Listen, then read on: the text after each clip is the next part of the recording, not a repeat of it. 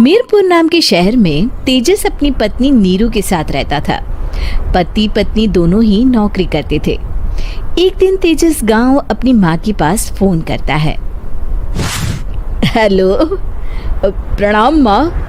जीते रहो माँ, तुम दादी बनने वाली हो। अरे वाह, ठीक है बेटा, मैं कल ही आती हूँ। जब माँ जी शहर पहुंची तो बेटे बहू ने बहुत अच्छे से स्वागत किया।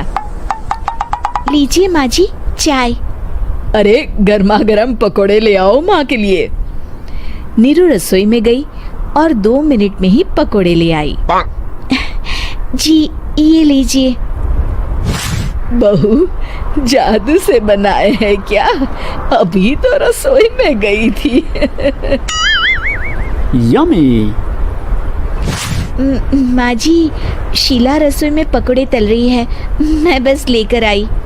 हे भगवान, मेरा धर्म भ्रष्ट कर दिया तूने। अब तो गंगा जल से शुद्धिकरण करना होगा।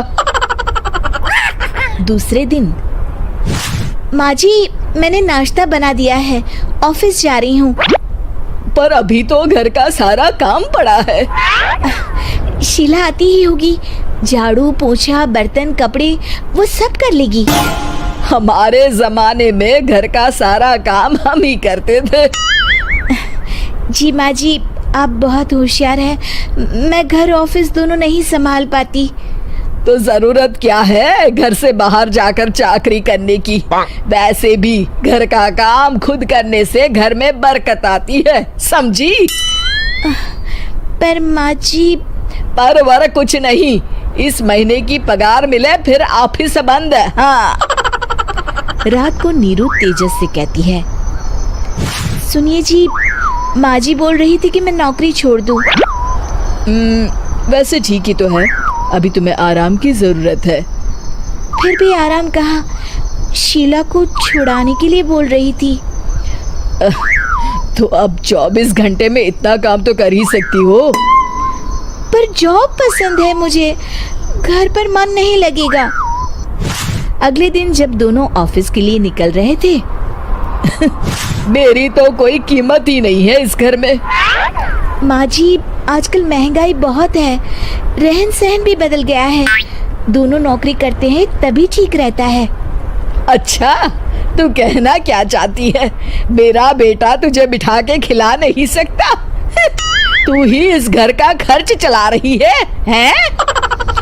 नहीं माँ जी, मेरा वो मतलब नहीं था। मतलब खूब समझती हूँ, ये बाल धूप में सफेद नहीं किए मैंने। हाँ।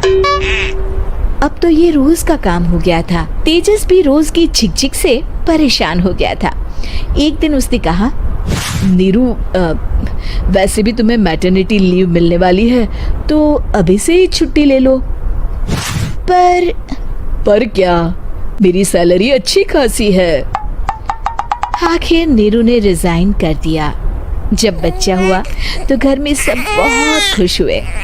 कुछ दिनों बाद तेजस फाइल देख रहा था। क्या हुआ तेजस, कुछ परेशान लग रहे हो? हाँ, वो हमारी जितनी सेविंग्स थी वो तो हॉस्पिटल में और छठी के फंक्शन में खत्म हो गई है नीरू। और अभी वैसे मंदी चल रही है तो मैं बोल रही थी कल मुन्ना को हेपेटाइटिस का टीका लगवाना है।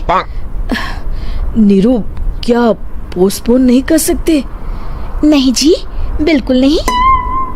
अब तेजस को समझ में आ रहा था कि उससे गलती हुई है। पैसों की कमी का असर घर के माहौल पर भी पड़ रहा था। अगले दिन, बेटा मेरा चश्मा और ये दवाइयाँ ले आना, पर्चा देते हुए माँ जी ने कहा। जी। तेजस, मुन्ना के लिए दूध का डिब्बा और डायपर भी ले आना, और ये किराने के सामान की लिस्ट है, इसे भी लाना है। तेजस गुस्से में लिस्ट मरोड़कर फेंकता है और चिल्लाता है, पैसे क्या पेड़ पर उगते हैं? ये ले आना, वो ले आना। अरे पर ये जरूरत का सामान ही है। वो गुस्से में बिना कुछ कहे ऑफिस चला गया। अरे लंच तो ले जाइए। नीरू दौड़कर डिब्बा पकड़ाती है। एक दिन खाना खाने के बाद, नीरू, अब तो मुन्ना कुछ बड़ा हो गया, तो अब तुम वापस ज्वाइन कर लो ना जॉब। पर इस रिसेशन में जॉब मिलना बहुत मुश्किल है। ट्राई तो करो। फिर मुन्ना, माँ जी है ना, और एक फुल टाइम मेड भी लगा लेंगे। पर माँ जी, उन्हें तो पसंद नहीं।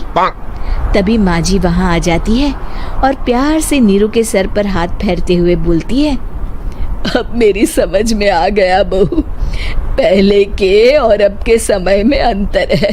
तुम काम शुरू करो, मुन्ना की जिम्मेदारी मेरी। मेरी प्यारी माँ जी। ये कहकर नीरू उनके गले लग गई। शिक्षा, परिवर्तन संसार का नियम है, हमें भी समय के साथ चलना चाहिए।